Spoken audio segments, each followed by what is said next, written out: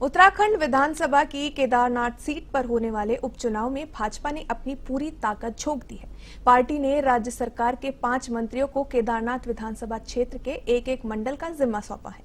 इन मंत्रियों को अपने अपने मंडलों में पार्टी जनों के साथ निरंतर बैठकें करनी है और जनता दरबार लगाने के निर्देश है। भाजपा की कोशिश है कि उपचुनाव से पहले वे अपने पक्ष में माहौल बना ले। बद्रीनाथ सीट के उपचुनाव से सबक लेते हुए पार्टी अब केदारनाथ सीट के उपचुनाव को लेकर मैदान में उतर चुकी है, जबकि अभी तक उपचुनाव की तारीखों का ऐलान तक नहीं हुआ है। भाजपा विधायक शैली रानी रावत के निधन के कारण ये सीट खाली हो गई थी। भाजपा ने विधानसभा क्षेत्र के अंतर्गत आने वाले 5 मंडलों में एक कैबिनेट मंत्री को जिम्मेदारी दी है। कैबिनेट मंत्री सौरभ बहुगुणा को गुप्तकाशी, सतपाल महाराज को ऊशीमठ, रेखा आर्य को अगस्त्य मुनि, सुबोध उनियाल को अगस्त्य मुनि ग्रामीण और गणेश जोशी को सतरेखा खाल मंडल का जिम्मा सौंपा गया है।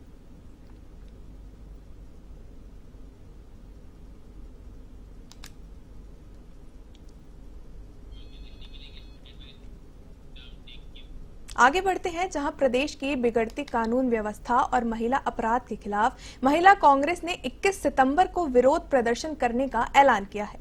महिला कांग्रेस प्रदेश अध्यक्ष ज्योति रौतेला के नेतृत्व में महिलाएं मुख्यमंत्री आवास पर कूच करेंगी, जिसको लेकर महिला कांग्रेस ने रणनीति भी तैयार कर ली है। महिला कांग्रेस प्रदेश अध्यक्ष ने आरोप लगाया है कि प्रदेश में बेटियों पर लगातार अत्याचार और उत्पीड़न की घटनाएं बढ़ती जा रही है। उन्होंने कहा है कि ये प्रदर्शन राज्य भर में महिलाओं की सुरक्षा और सम्मान को लेकर की जा रही सरकार की अनदेखी के खिलाफ होने जाएगा।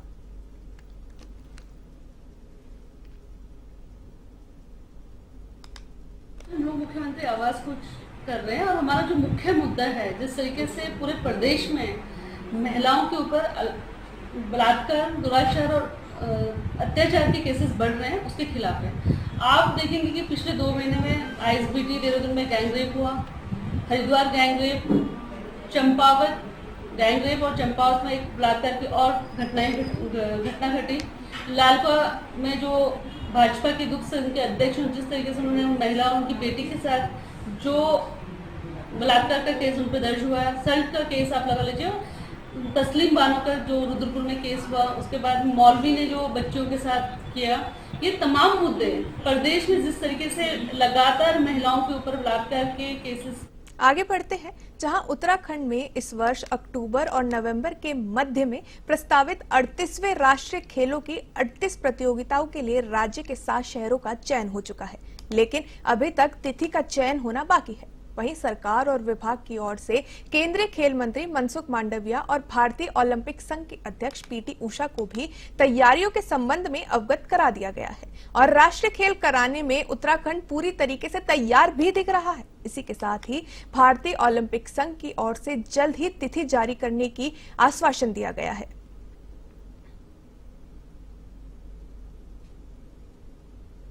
हाँ, नेशनल गेम को लेकर जो अपडेट है वो यही है कि मेरी पीटी उषा जी से मुलाकात रही और पीटी उषा जी ने इसको लेकर आश्वासन भी दिया, सहमति भी दी कि हम जल्द से जल्द जो है वो डेट डिक्लेरेशन का काम करेंगे। मुझे बहुत भरोसा है कि बहुत जल्द से जल्द ये होगा और चूंकि यदि हम कहें कि इसकी तैयारियों के संदर्भ में, तो सरकार की ओर से, विभाग की ओर से तैयारियों की पूरी डिटेल मैंने माननीय केंद्रीय खेल मंत्री जी को भी दे रखा है और पीटी उषा जी को भी हमने बता दिया है कि विभाग पूरी तरह से जो है अवस्थापनाओं के विकास में पूरी तरीके से तैयार है। हमें नेशनल गेम कराने में हम पूर्णतः सक्षम हैं। आगे बढ़ते हैं, जहां रानीखेत में भारी बारिश के चलते राजकीय अस्पताल परिसर का भवन भूस्खलन के खतरे की जद में जा रहा है, जिसको क्षेत्रीय डॉक्टर प्रमोद नैनवाल ने संयुक्त मजिस्ट्रेट राहुल आनंद और लोक निर्माण विभाग के कुशल इंजीनियरों के साथ स्थल का निरीक्षण किया। वहीं विधायक ने व्यापार मंडल के महासचिव संदीप गोयल और अन्य व्यापारियों के साथ आपदा प्रभावित दुकानों का भी निरीक्षण किया। दुकानदारों ने विधायक को बताया कि दुकानों के ऊपर देवदार और चीड़ के पेड़ खतरा बने हुए हैं, जो कभी भी गिर सकते हैं। विधायक ने कहा है कि पीडब्ल्यू के अधिकारियों को पेड़ हटाने के लिए निर्देशित किया गया है और एक दीर्घकालिक योजना बनाने के भी निर्देश दिए गए हैं।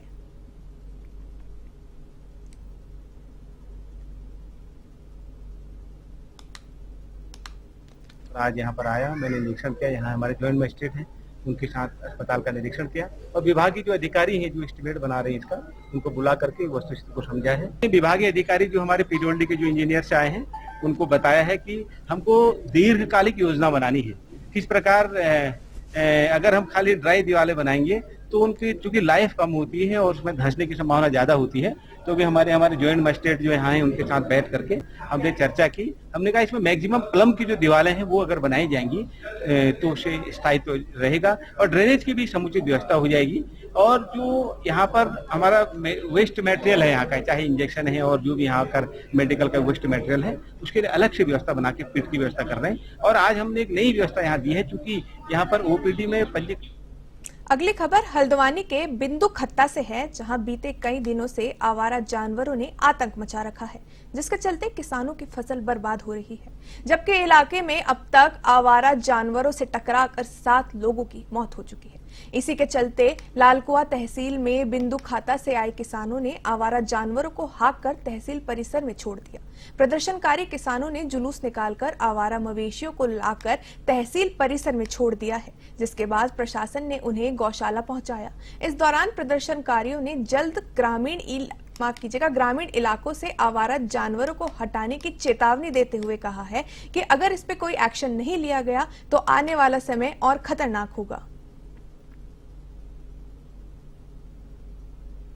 महासभा ने एक ज्ञापन माननीय मुख्यमंत्री जी के ये प्रेषित किया है। हमारे माध्यम से ज्ञापन हमने रिसीव कर लिया। मुख्य मांग इसमें गोवंश संरक्षण अधिनियम को वापस ले जाने के संबंध में। इसके अतिरिक्त जो आपने क्वेश्चन किया, हम अपने स्तर पे यहाँ पे आपके जो संज्ञान में भी है, लगातार पशुओं को, आवारा पशुओं को पकड़ने का अभियान चला रहे हैं। कल भी लगभग 80 जो है वो पशु ले जाए गए थे। प्रदेश भर में हल्की बारिश के आसार दिख रहे हैं। वहीं बद्रीनाथ धाम की ऊंची चोटियों पर भी बर्फबारी हुई। यमुनोत्री धाम सहित आसपास के क्षेत्रों में लगातार बारिश हो रही है। वहीं मसूरी में पिछले 2 दिनों से लगातार हो रही बारिश से मौसम में ठंडक बढ़ गई है और अधिकतम तापमान 15 डिग्री सेल्सियस तक पहुंच गया है।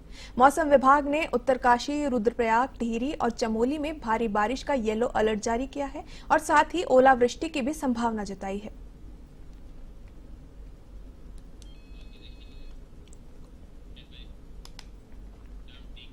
आगे बढ़ते हैं, जहां उत्तराखंड में अब सरकारी और निजी संपत्ति के दंगों के दौरान नुकसान पहुंचाने वालों के खिलाफ सख्त कार्रवाई की जाएगी।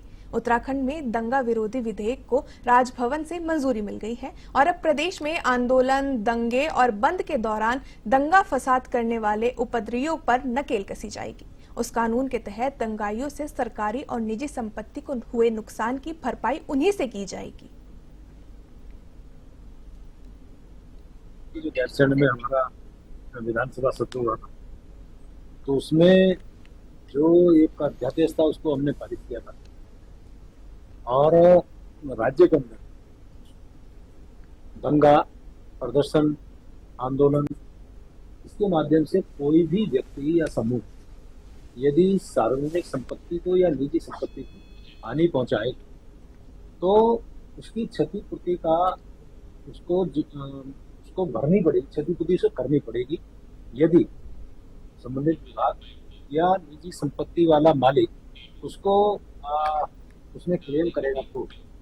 राज्य में हुई भारी वर्षा के कारण राज्य में करीब 400 सड़कें बंद थी। इसको लेकर आपदा विभाग ने 300 से ज्यादा सड़कें खोलने का दावा किया है। वहीं कांग्रेस के प्रदेश उपाध्यक्ष मथुरा दत्त जोशी ने कहा है कि सरकार और विभाग ने जो भी सड़कों को लेकर दावे किए हैं उसमें कुछ भी सच्चाई नहीं है। अभी भी प्रदेश में करीबन 400 से ज्यादा सड़कें बंद पड़ी हैं। मैं बात नहीं कर रहा हूँ, मैं जो कुछ कर रहा हूँ डेटा की बात मैं आपको कि मैं उसमें पक्ष विपक्ष के बारे में मैं कुछ नहीं कह सकता। मैं काम करने में विश्वास करता हूँ। जो मेरे पास सूचना है मैं उसके बारे में बात करता हूँ। इसमें जो सड़कें बंद है 137 सड़कें जनपद वाइज मेरे पास डेटा है, आपको मैं शेयर कर देता हूँ, आप देख लीजिए, आप कहीं से वेरीफाई कर लीजिए। जो सड़कें संख्या लिखी है, सड़कों की सूची हमारे पास है, आपदा कंट्रोल रूम में सब चीज़ की। मैं हवा में बात नहीं कर रहा हूँ, मैं जो कुछ कर रहा हूँ डेटा की बात कर रहा हूँ। देखिए, सरकार भी झूठ बोल रही है, पीडब्ल्यूडी भी झूठ बोल रही है। मैं चुनौती दे के कहता हूँ, आज की डेट में 400 से ज़्यादा सड़कें प्रदेश में बंद पड़ी हैं। इस प्रदेश के नेशनल हाईवे जो राष्ट्रीय सुरक्षा से जुड़े हैं वो बंद पड़े हैं। आप जाके देखिए टनकपुर से लेपू लेक का हाईवे बंद है कि नहीं, अभी पता लगा लो, फोन करो किसी से भी चंपावत। अगली खबर पौड़ी से है, जहां आए दिन साइबर सेल के मामले सामने आते रहते हैं, जिनकी रिपोर्ट दर्ज कराने के लिए आम जन को लंबी दूरी तय कर पौड़ी या कोटद्वार जाना पड़ता है। वहीं बढ़ते साइबर और फाइनेंशियल फ्रॉड को देखते हुए वरिष्ठ पुलिस अधीक्षक लोकेश्वर सिंह ने महिला थाना श्रीनगर में साइबर सेल और फाइनेंशियल फ्रॉड यूनिट का रिबन काटकर शुभारंभ किया है, जहां लोग साइबर और फाइनेंशियल फ्रॉड संबंधित शिकायतें अब दर्ज करा सकेंगे।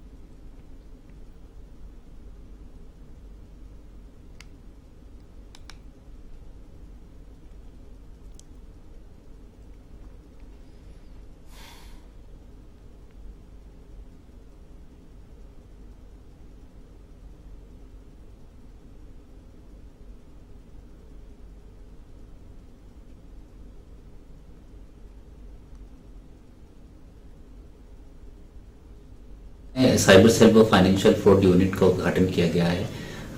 पिछले कुछ समय से जनता का भी ये रिक्वेस्ट था कि जो हमारे साइबर और फाइनेंशियल फ्रॉड की घटनाओं में वृद्धि हो रही है, और चूंकि हमारा एक ही यूनिट कोटद्वार से ऑपरेट होता था, अतः हम लोगों ने इसका संज्ञान लेते हुए श्रीनगर में भी साइबर सेल और फाइनेंशियल फ्रॉड यूनिट का गठन किया है, जिसमें अभी हमारे 3 कर्मचारियों को नियुक्त किया गया है। तो जितने भी हमारे श्रीनगर सर्कल से जो शिकायतें आती हैं, जो शिकायतकर्ता अगर फाइनेंशियल फ्रॉड या साइबर फ्रॉड से संबंधित अपनी शिकायत दर्ज करवाना चाहता है, वो इस यूनिट में जाके अपनी शिकायत दर्ज करवा सकता है, जिसपे मसूरी बेकरी हिल MDDA पार्किंग को नगर पालिका द्वारा मजदूर संघ के नाम नहीं किए जाने पर मजदूरों ने विरोध प्रदर्शन शुरू कर दिया है। मजदूर संघ के बैनर के तले मजदूरों ने पिक्चर पहले चौक से MDDA पार्किंग तक पालिका प्रशासन के खिलाफ रैली निकाली और MDDA पार्किंग पर अनिश्चितकालीन धरना शुरू कर दिया। मजदूर संघ के अध्यक्ष रंजीत सिंह चौहान और महामंत्री संजय टमटा ने पालिका प्रशासन पर वादा खिलाफी का आरोप लगाया है। उन्होंने कहा है कि बीते 24 अगस्त को नगर पालिका प्रशासन ने पत्र देकर स्पष्ट किया था कि 1 हफ्ते में पार्किंग के अनुबंध को निरस्त कर पूर्व की भांति मजदूर संघ के नाम कर दिया जाएगा।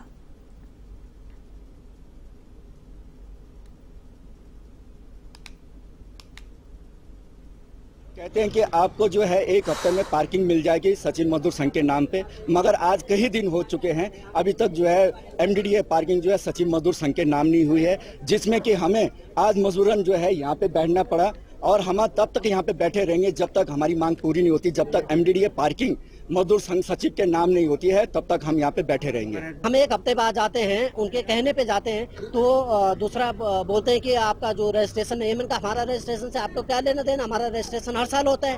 अब हम सरमायुक्त जाते हैं तो सरमायुक्त में भी कल हमारी पूरी टीम गई, वहाँ DLC मैडम के साथ बैठ के वार्ता हुई तो उन्होंने बोला आपका जो रजिस्ट्रेशन अगर कहीं रुका है तो जो पार्किंग में जो लोग बैठे हैं उन लोगों ने एक आपत्ति डाली हुई, फर्जी लोगों के 40 लोगों के साइन करवा के।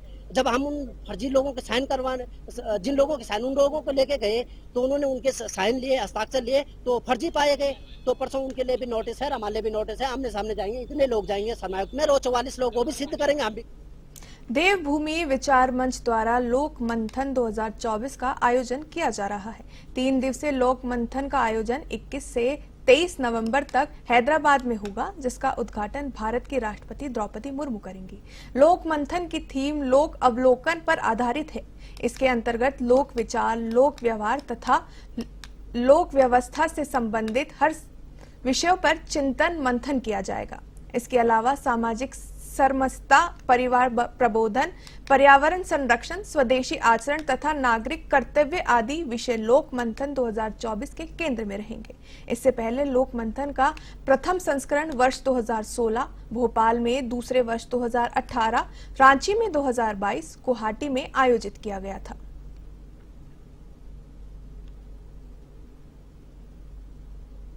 अपनी संस्कृति को जाने, जिसको हम कहते हैं कि जड़ों की ओर, और संस्कृति यानी उसमें सब बातें समाहित हो जाती, सारी बातें संस्कृति के अंतर्गत समाहित हो जाती हैं। तो उसमें लोक व्यवहार भी आ जाता है, उसमें विज्ञान भी आ जाता है, उसमें कला भी आ जाता है, उसमें संगीत भी आ जाता है। तो संस्कृति ये एक बहुत व्यापक शब्द है जिसको हम कहते हैं कि सर्व समावेशक तत्व है। तो इस प्रकार से इन सारे आयामों में भारत क्या था, क्या है और कैसा रहना चाहिए, इस दृष्टि से कुछ विचार विमर्श करने के लिए 2 वर्ष के अंतराल में इस प्रकार का आयोजन अपन। आगे बढ़ते हैं, जहां खटीमा के पास भारत नेपाल सीमा पर स्थित वन महोलिया क्षेत्र में एक व्यक्ति ने अतिक्रमण कर पोल्ट्री फार्म बना लिया, जिस पर वन विभाग ने कार्रवाई कर पोल्ट्री फार्म को ध्वस्त कर दिया है। वहीं पोल्ट्री फार्म के मालिक अर्जुन का कहना है कि वन विभाग द्वारा मात्र 2 या 3 दिन पहले ही उनको सूचित किया गया था कि यहां से अन्य पोल्ट्री फार्म और अतिक्रमण जो उन्होंने किया है वो हटा ले, उनको छोड़ दिया गया। राहुल मिश्रा, प्रशिक्षु IFS खटीमा का कहना है कि पुलिस विभाग, वन विभाग, राजस्व विभाग और SSB ने संयुक्त कार्रवाई कर अतिक्रमण को हटाया। वहीं IFSSC राहुल मिश्रा से अन्य अतिक्रमणों के बारे में पूछे जाने पर उन्होंने कहा कि वह पुराने अतिक्रमण हैं जिन पर रिपोर्ट तैयार की जा रही है।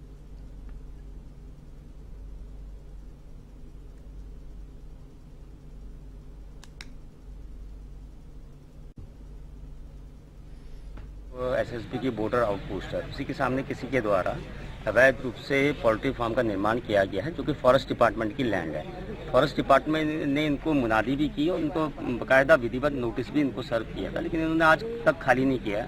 लिहाजा सब हम मौके में आए हैं, SSB आई है, फॉरेस्ट डिपार्टमेंट आया है, रेवेन्यू डिपार्टमेंट आया है और इसको आज हम अतिक्रमण को हटा रहे हैं। वन विभाग की ज़मीन पर अतिक्रमण था और जैसे ही हमारे संज्ञान में आया, वन क्षेत्र अधिकारी, प्रभागीय वन क्षेत्र अधिकारी तराई पूर्वी हल्द्वानी, उनके आदेश अनुसार इसको तोड़ने की प्रक्रिया कल से जारी है।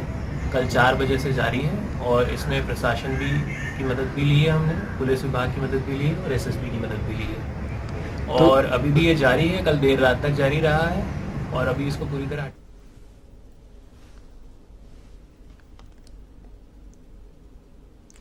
लक्सर के हुसैनपुर गांव में गन्ना विकास परिषद की ओर से गन्ना विकास विभाग की एक टीम पहुंची, जहां टीम ने संगोष्ठी कर किसानों को गन्ने में लगने वाले कीट रोग व उनके उपचार की जानकारी दी। संगोष्ठी में गांव के कई किसानों ने भाग लिया। संगोष्ठी में गन्ना विकास निरीक्षक समय सिंह ने जानकारी दी कि गन्ने के बुआई से लेकर कटाई तक कुल 125 प्रकार के कीट प्रभावित होते हैं, जिनकी वजह से गन्ने की पैदावार में काफी कमी आ जाती है। अनीश अनमत गन्ना विकास निरीक्षक, गन्ना ज्येष्ठ निरीक्षक दिग्विजय सिंह एवं सूरज भान सचिव गन्ना विकास समिति लक्सर ने किसानों को योजनाओं के बारे में भी जानकारी दी।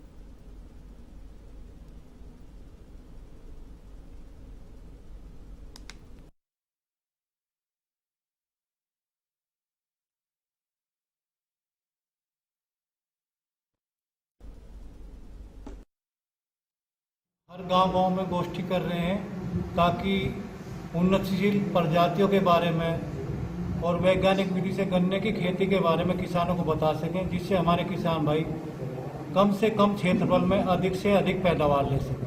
जैसे हमारी 0238 वैरायटी है, रेड रोड से प्रभावित हो गई है, हमें इसका बीज बदलाव करना है। इसके स्थान पर हमें नई प्रजातियाँ जो उन्नतिशील है, अधिक पैदावार देने वाली है, जैसे CO 0118, COP 12221, CO 15023, CS 13235 और COLK 14201 आदि प्रजातियों को हमें इसके स्थान पर लाना है। देहरादून में दिवंगत कलाकारों को IRDT ऑडिटोरियम सर्वे चौक पर 22 सितंबर को श्रद्धा सम्मान कार्यक्रम आयोजित किया जाएगा, जिसमें उत्तराखंड के दिवंगत कलाकारों को श्रद्धांजलि दी जाएगी। साथ ही सभी दिवंगत कलाकारों के परिजन कार्यक्रम में उपस्थित रहेंगे।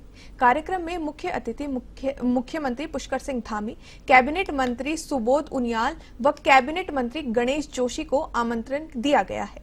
ये कार्यक्रम उन दिवंगत कलाकारों को समर्पित है और याद रखने के लिए किया जाता है, जिन्हें अपनी कला के माध्यम से उत्तराखंड राज्य को मान बढ़ाया है।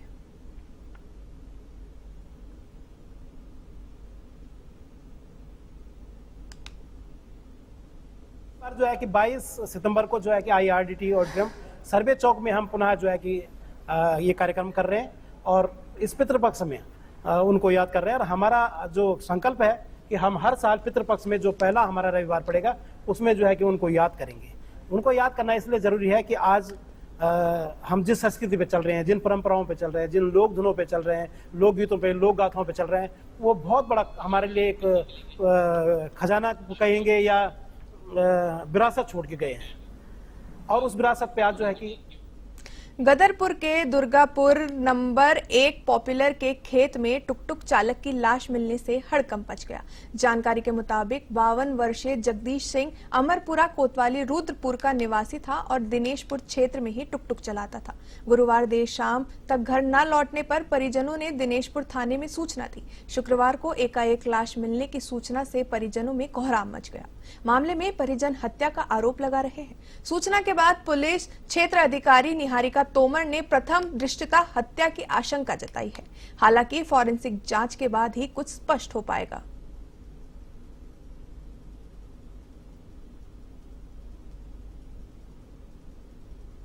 9:40 पर फोन करा और फोन इनका बंद आ रहा है तो हम लोग कहा भाई फोन बंद होना नहीं चाहिए, कैसे बंद हो गया।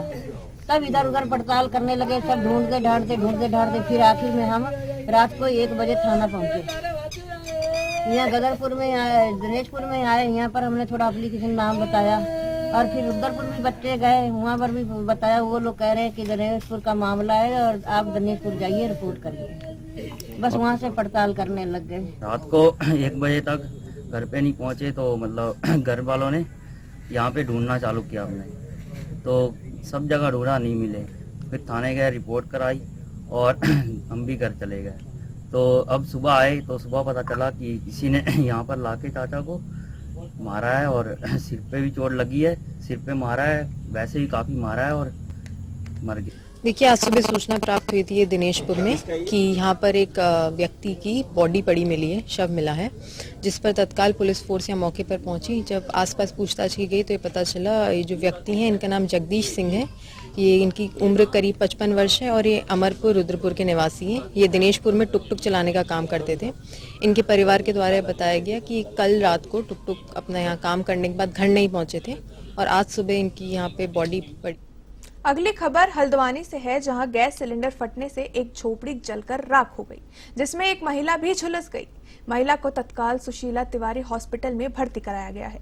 मामला हिम्मतपुर मोहल्ला क्षेत्र का है, जहां एक झोपड़ी में रखा सिलेंडर अचानक फट गया। पीड़ित परिवार खेत में बुटाईदारी का काम करता है। सूचना के बाद प्रशासन की टीम मौके पर पहुंची। तहसीलदार सचिन कुमार ने कहा कि पीड़ित को सहायता मुहैया कराए जाने के प्रयास किए जा रहे हैं।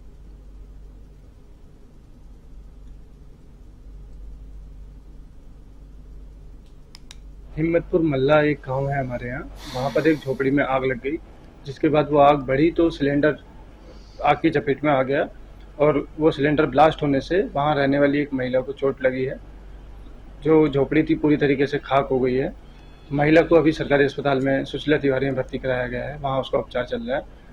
चूँकि ये घटना जो है वो दैवीय आपदा के अंतर्गत तो नहीं आती है, लेकिन माननीय मुख्यमंत्री विवेकाधीन कोष से इनको आर्थिक सहायता हेतु हमारे यहाँ से संस्तुति सहित आख्या भेजी।